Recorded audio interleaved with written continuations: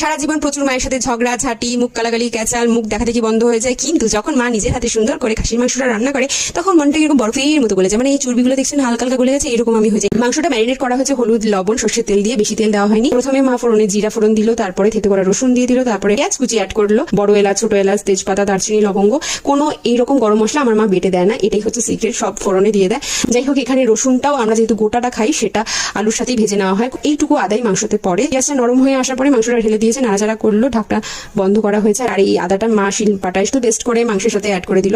আদার পেস্টটা দেওয়ার পরে তারপরে দিয়ে দিল টমেটো পেস্ট। এটা একটা গোটা টমেটো পেস্ট, যেটা আমাদের মাংসের কালারটাকে খুব সুন্দর করে ইনহ্যান্স করবে। বাজারের প্যাকেটের কোনো পাউডার মাংসতে ইউজ করা হয় না, তবে দেখতে পাচ্ছ সুন্দর সাদা সাদা চর্বি যেটা দিয়ে দেওয়া হলো। অনেকক্ষণ ধরে সময় ধরে ধরে কষাবে, এই কষানোটাই মেন। শুকনো লঙ্কা, কাঁচা লঙ্কা আর গোলমরিচের যে পেস্ট, এই পেস্টটাই মা দিয়ে দিল। মা গরম জলটা অ্যাড করলো যতটুকু আমাদের ঝোলের প্রয়োজন।